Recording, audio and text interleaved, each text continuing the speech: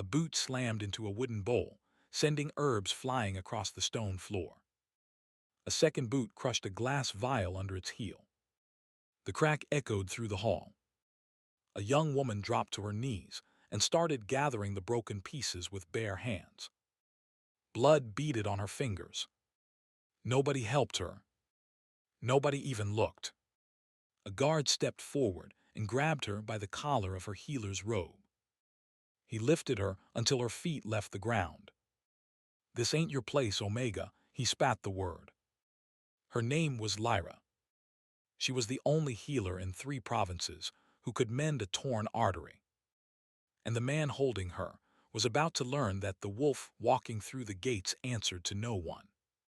What did the Alpha King do that made a hall full of warriors drop to their knees?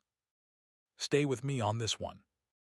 3 days before that boot came down on her vials, Lyra walked into Howrick's keep on her own 2 feet. She came because they sent for her. A young Alpha, the Lord's only son, had been gored by a boar in the High Pass. The kingdom had 3 healers who could pull a man back from that kind of wound. 2 of them said the boy was already gone. The third was Lyra. So they sent a rider. The rider didn't ask politely. She's 26 years old. Small. Quiet. And in the wolf kingdoms of the north, she's an Omega. That word means something. In the old packs, an Alpha leads. A Beta serves. An Omega obeys. Omegas don't carry blades. Omegas don't ride to the front of a column. Omegas don't sit at the high table. They cook. They clean. They bear children. That's the way it's been for 1,000 years. Lyra never fit any of it. Her father was a healer. Her mother was a healer. Both gone before she turned 10. They left her one thing. A leather pouch of dried herbs, stitched with her mother's hand, with 3 knots tied in the strap to remember the 3 children her parents lost before her. That pouch goes everywhere Lyra goes. She'd bled for it more than once. She learned the trade from a hedge witch in the foothills.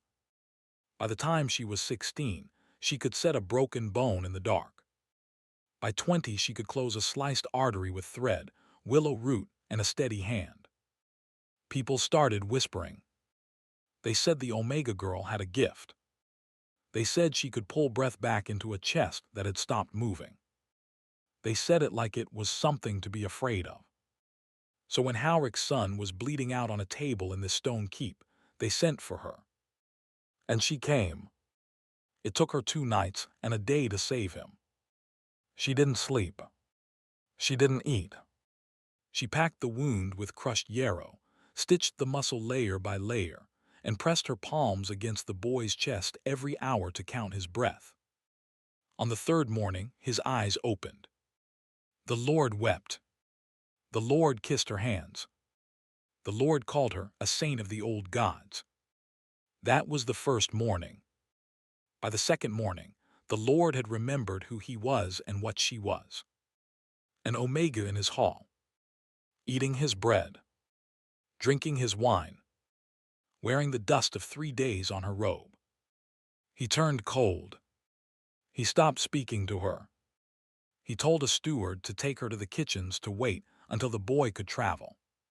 She waited 4 days.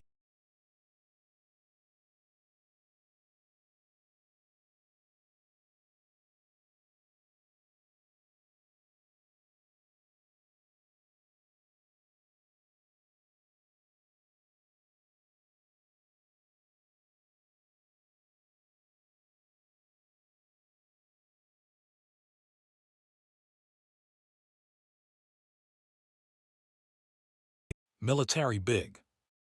Thick neck. Crew cut. 2 scars across the bridge of his nose. He'd been drinking. The whole guard had been drinking. The Lord had thrown a feast for the saved boy the night before, and the men had stayed up until dawn. The guard saw her standing there in her travel robe, with her pouch over her shoulder, and something in him decided he didn't like it. He walked over to her bowl of herbs. the bowl she'd set on the table to mix a final tea for the boy before she rode. He looked her in the eye, and he kicked it. That's where this story really begins. Because here's the thing about Howrick's keep that nobody told Lyra. Howrick was not loyal to the king. Howrick had spent the last 2 winters whispering to other lords about a different kind of kingdom. A kingdom where alphas ruled and omegas knew their place. A kingdom that didn't waste its high table on women who could stitch wounds. And the rider who'd come for Lyra 5 days before. The one who didn't ask politely. He hadn't told her one important thing. The Alpha King was already on his way. The bowl flew across the floor. The vial cracked. Lyra dropped to her knees. She wasn't gathering for herself. She was gathering because 3 of those vials held the only fennel root tincture she had left, and a child in the next village would need it within a week. She didn't think about her hands. She didn't think about the blood on her fingers. She just thought, save what can be saved. The guard didn't like that. I said, this ain't your place, Omega. He grabbed her collar and lifted her. Her feet left the floor. The pouch banged against her hip. She didn't kick. She didn't scream. She'd learned a long time ago that an Omega who screams in a hall full of alphas just gives them more reason to hit her. Put her down, Myrn. That was a second voice. Older. Drier. Lord Howrick himself, walking down from the dais with a wine cup in his hand. He didn't say it like an order. He said it like a man telling a dog to drop a slipper. Slowly. Amused. The guard set her down. He didn't let go of her collar. Howrick circled her once. He lifted the strap of her pouch with one finger and let it drop.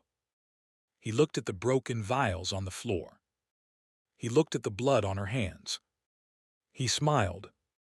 Tell me, healer, did anyone teach you how to walk through a great hall without making a mess of it? The men around the room laughed. There were maybe 20 of them. Warriors. A few stewards.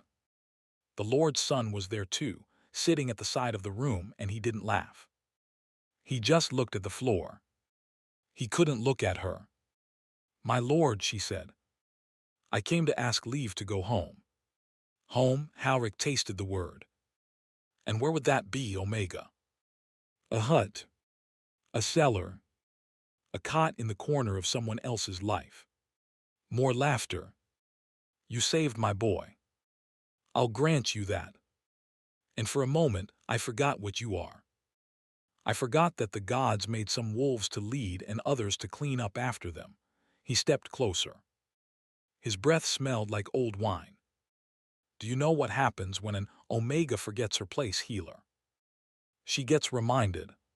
He looked at the guard. He nodded once. The guard hit her. Open hand. Across the face. She went down sideways into the table where she'd left the bowl. Her head cracked against the wood. She tasted blood. She didn't cry out. She just braced one hand on the floor and pushed herself back up to her knees. The Lord's son stood up. He took a step forward. His mouth opened. Sit down, boy. Howrick didn't even look at him. She knew what she was when she walked in here. Now she knows it again. The boy sat down. His face went white. The guard pulled his arm back for a second strike. That was the moment the doors at the end of the hall opened. Not the great front doors. The side door. A runner, not a warrior. A boy of 14, still in his riding boots, mud up to his knees. He stopped 2 steps inside and tried to catch his breath. Every head turned. My lord, he said. Riders. Coming up the south road. Howrick frowned. Whose colors? Black. The hall went quiet. In the Wolf Kingdoms, only one banner is black.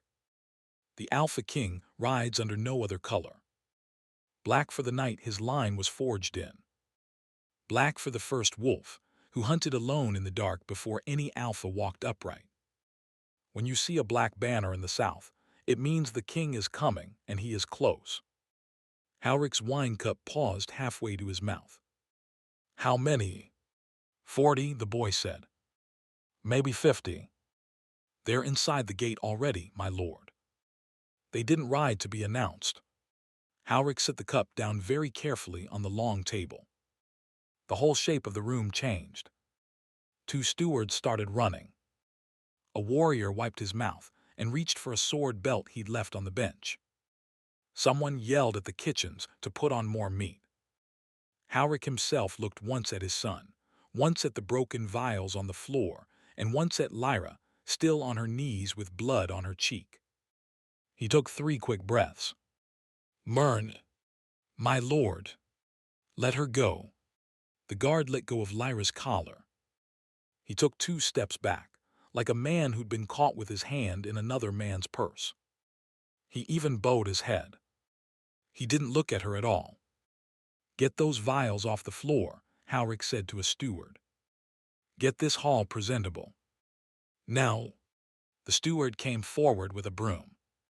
He didn't touch Lyra. He worked around her, sweeping shards into a pile. The Lord's son stood up again, and this time nobody told him to sit. He took 1 step toward her. Then he stopped. Then he just turned and walked out. Howrick himself crossed back to the dais. He sat down. He picked his wine cup back up. He drank. And nobody said another word to her. Lyra knelt there for a long moment in the middle of the hall. Her face hurt. Her hands were bleeding. Her pouch was twisted against her hip. But the boots had stopped. Slowly, she reached for a piece of broken glass and set it gently on the table. Then another. Then she picked up the strap of her pouch and lifted it back over her shoulder. The leather was warm. The 3 knots her mother tied were still there. She touched them once with 2 fingers. She thought very simply, I can leave. They've forgotten me. The king is coming, and they have bigger worries than an Omega healer in a travel robe. She took a long breath. She thought it was over. It wasn't. Take her to the cellar. Howrick said it without looking up from his cup. He said it the way a man tells a stable hand to put away a horse. Quiet. Bored. Final. A warrior near the dais stood. Then another. Then a third. They didn't ask why. My lord, the first one paused. You heard me. Howrick's voice was lower now. Take her to the cellar. Lock the door. Stay with her. The king will be in this hall in 20 minutes, and he will not see her face. He will not hear her voice. He will not know she set foot inside these walls. He lifted his eyes. He looked straight at Lyra. And when he leaves, he said, she does not. The cellar. Lyra knew what the cellar meant. Every Omega who'd ever served in a Lord's Keep knew what the cellar meant. The cellar was where things went when their masters didn't want them found. The cellar was the place that ended sentences nobody wanted to finish. This was not about her place anymore. This was not about pride. This was about a man who had just realized the king might ask why a kingdom-famous healer was bleeding on his floor, and a man who had decided he would rather she stop existing than answer that question. The first warrior reached for her arm. She moved. She was small, but she'd lived 26 years in rooms full of men twice her size. She knew the trick. She rolled away from the grab, came up on the other side of the table, and put the long oak slab between herself and the 3 of them. Her pouch banged against her ribs. My lord, don't speak. Walk. The 3 warriors split. One came around the left side of the table. One came around the right. The third pulled a knife. A knife. In a great hall. For an unarmed healer with bloody hands. Lyra grabbed the only thing on the table she could reach. A clay jar. She threw it at the man with the knife. It hit him in the shoulder and shattered. He swore. He didn't slow down. The second man caught her arm. He twisted it back. She felt the joint scream. She didn't. My lord, please. Gag her if she speaks again. The Lord's son chose that moment to come back through the side door. He'd been outside trying to breathe. He saw the men. He saw the knife. He saw her arm bent the wrong way. His mouth opened wide. Father, out boy. Father. It was the first time the boy had ever raised his voice in that hall. Howrick stared at him like he'd grown a second head. She saved my life, the boy said. His voice was shaking. She saved my life, and you're going to put her in the cellar. You're going to. Out. Or you go down with her. The boy stopped breathing for a second. Lyra watched his face. She watched the math happen behind his eyes. She watched a 16-year-old alpha calculate whether he was willing to die in a cellar for the woman who'd stitched him back together. He took a step back. He looked at Lyra. His mouth moved. No sound came out. Then he turned and walked out the side door for the second time. She didn't blame him. She didn't have time to blame him. The man with the knife was 3 steps away. That was when the second warrior holding her arm did something unexpected. He let go. He looked at her face. He looked at the blood on her cheek where the first guard had hit her. He looked at the leather pouch on her hip with the 3 knots tied in the strap. And something moved behind his eyes. My lord, he said. Maybe we just put her in a side room. Until he's gone. Did I ask you to think? No, my lord. But Howrick was on his feet now. The wine cup hit the floor. His face was the color of old brick. The next man who questions me joins her in the cellar. The warrior who'd let her arm go didn't move. Did you hear me, Tomas? I heard you, my lord. Then take her down. Tomas looked at the floor. He looked at Lyra. He took a long breath. And he reached for her arm again. This time he held it gently. Like he was sorry. It didn't matter. It wasn't going to matter. 3 men, 1 knife, 1 locked cellar door. She knew the math. She closed her eyes. She put her hand on the pouch. She touched the 3 knots 1 more time. She thought of her mother. If you're still with me on this, do me a favor. Hit that subscribe button. Because what happens next is the moment that breaks this whole haul in half, and I don't want you to miss the part that comes after. The 3 warriors walked her toward the side door. Howrick watched them go. He picked up his cup off the floor and set it back on the table. He sat down. He breathed. And outside on the south road, 40 riders in black were already at the inner gate. The first hooves struck the courtyard stones. The great front doors of the hall, the ones nobody had used all morning, started to move. Tomas stopped walking. The man with the knife turned around. Howrick stood up so fast, he knocked the wine cup over again. The doors opened. A man stood in the doorway. He was tall. Not just tall the way warriors are tall. Tall the way old trees are tall. He filled the frame. He had black hair to his shoulders, a dark beard cut close to the jaw, and a long gray cloak edged in black wolf fur. No crown. No jewels. Just a plain iron chain at his throat with a single black stone in it. He didn't have to wear a crown. The room knew. Behind him 4 warriors. Black surcoats. Black banners. Faces like men who had already decided how this room ended. The king stepped inside. He stopped after 3 steps. He looked at the floor. The broken vials. The herbs scattered across the stone. a small pool of blood near the long table. He looked at the Lord on the dais, frozen with one hand still on his fallen cup. He looked at the three warriors in the side aisle, holding a small woman by the arm. He looked at Lyra. He looked at her for a long time. His name was Chaol. King Chaol of the Northern Pack, the eighth of his line, the wolf who had united 3 kingdoms in 7 years and broken 2 more. Men called him the Quiet King because he didn't shout. He didn't have to. When Chaol spoke, walls listened. He spoke now. Soft. Almost gentle. Halric, my king. Why is there blood on my healer's face? The hall stopped breathing. Halric opened his mouth. He closed it. He opened it again. Your healer, my king.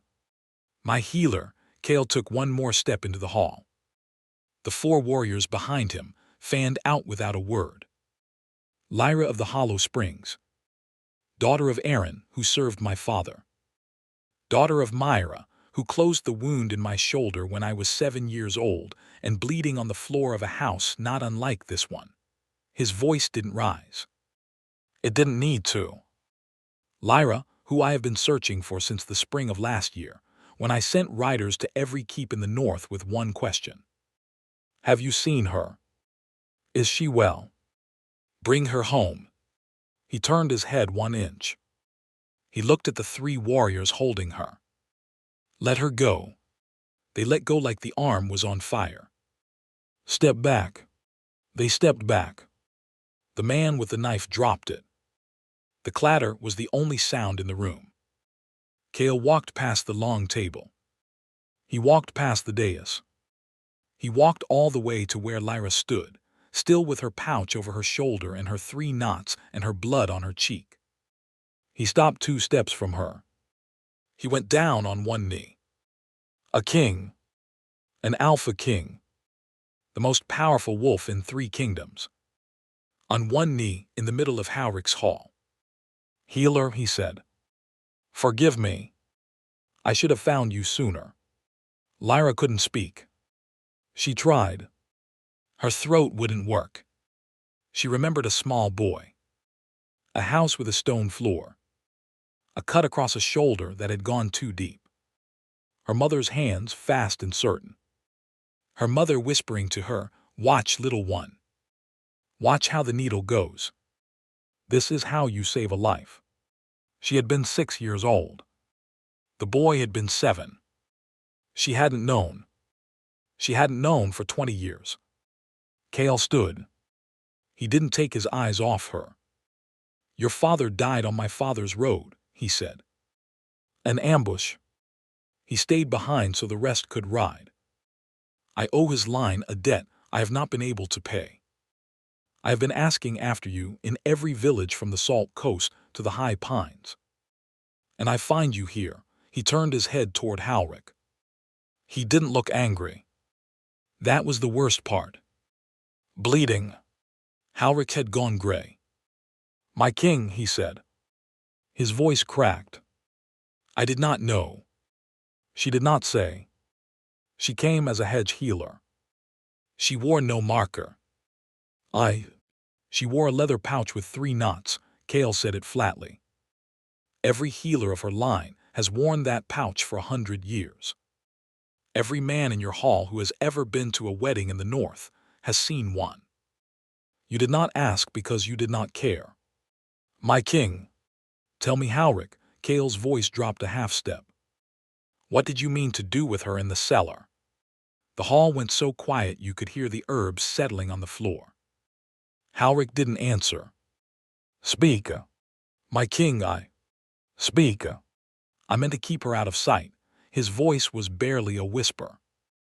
Until you had gone. And after. Halric closed his eyes. Chaol waited. After, Halric said. I had not decided. Chaol nodded once. Like a man confirming what he already knew. He turned to the 4 warriors at the door. He didn't raise his voice. Take Lord Halric into custody. He will travel with us to the capital. He will answer to the council for the attempted murder of a kingdom-protected healer. Two of the black-cloaked men crossed the hall. They lifted Howrick off the dais with a hand under each elbow. He didn't resist. He didn't say a word. Cale turned back to Lyra. "You don't have to come with me," he said. "Not today. Not ever. You have a name in this kingdom. You can walk out of this hall and never look back, and no man here will ever lay a hand on you again. I'll see to that." He paused. "But if you'll have me, if you'll come north with me and serve the people who never knew your mother saved their king, I will give you a house and a horse and a place at the high table and the title your father was promised before he died." She looked at him. She looked at the broken vials on the floor, the blood, the pouch on her hip, the 3 knots her mother's hands had tied when Lyra was still in her belly. She thought very simply, my mother knew this man as a child. She nodded. "I'll come." She didn't leave that night. There was a child in the next village who needed the fennel root tincture. Lyra knelt on the floor of Howrick's hall and finished what she'd started. She picked up the broken glass. She salvaged what herbs were still clean. She tied a small linen bag of fennel root with a length of string. She did it the way she'd done it 1,000 times before, as if nothing had changed. As if the man on one knee in front of her were not a king. As if the Lord being walked out the front door in chains were not the same man who, an hour before, had told 3 warriors to put her in a cellar and forget her. Cale waited. He didn't sit. He didn't speak. He stood near the long table with his hands behind his back and watched her work. When she was done, she stood. The pouch was heavy on her hip. The 3 knots were still tied. "There's a boy in Hollow Springs," she said. "A bad cough. The fennel root will hold him until I can ride out next week. I'll send a rider tonight. He won't take it from a stranger." Cale almost smiled. "Then I'll send your name with him." The Lord's son was waiting in the courtyard. He stood by the steps, alone with his head down. When Lyra came out, he lifted his eyes and found he couldn't keep them up. He went to one knee in the dirt. "I should have stood up." "You're 16, she said. "I should have stood up." She put her hand on the top of his head for one moment. The way her mother used to do to her. "Next time," she said. "Stand up." He nodded. He didn't speak. She walked past him to the horses. The men in black surcoats moved aside as she came. The warrior named Tomas stood near the gate. He was already dressed for the road. He'd asked Cale to ride out with the column. Cale had said yes. Tomas didn't look at Lyra when she passed. He just bowed his head. Cale lifted her onto a horse himself. A gray mare broad in the chest, gentle in the eye. He put the reins in her hand. He said, "Ride beside me." She rode beside him. The column went out of Howrick's keep in the late afternoon. 40 riders in black, a wagon for the prisoner, and a small woman with a leather pouch on her hip riding at the king's right hand. The villagers came to their doors as they passed. They didn't know who she was. They saw the horse. They saw the place. They bowed their heads. For the first hour, neither of them spoke. Then Cale said, "Your mother used to hum a song when she worked. Do you remember it?" Lyra remembered. She hummed a few notes. Old. Slow. Something her mother sang to keep her hands steady when the wound was bad. Cale closed his eyes for one breath. He opened them. "Yes," he said. "That one." They rode in silence the rest of the way to the inn. That night she was given her own room. A bed. A wash basin. Hot water. Clean cloth for her hands. The cuts from the broken glass were small. She did worse 100 times. She washed them. She wrapped them. She set the pouch on the table beside the bed and untied the strap. She looked at the 3 knots in the lamplight. She thought about her mother. She thought about a boy with a cut shoulder on a stone floor 20 years ago. She thought about a father who died on a road she'd never seen. She thought about a stone hall where, 8 hours before, she'd been on her knees gathering broken vials with bare hands, while a man with a thick neck and a crew cut had stood over her and said, "This ain't your place." She thought very quietly that he had been wrong. Her place was wherever there was a wound. Her place was wherever a child had stopped breathing and someone needed to know how to bring the breath back.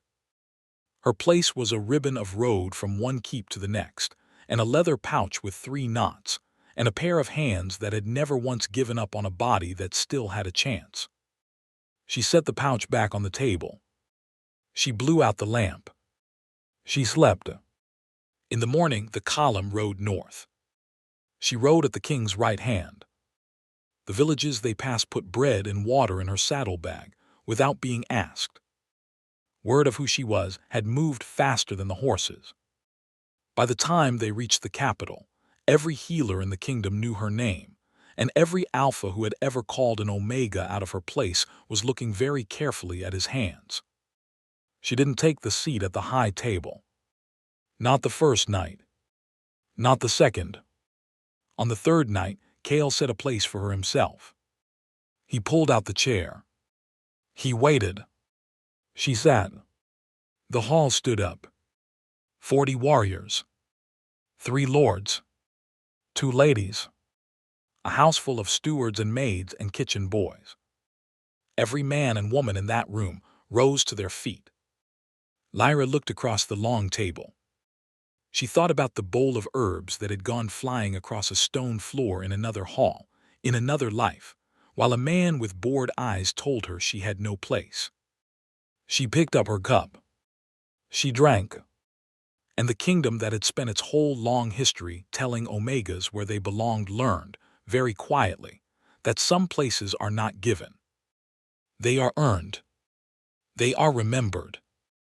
And once the right man walks through the right door at the right moment, they are never, ever taken back.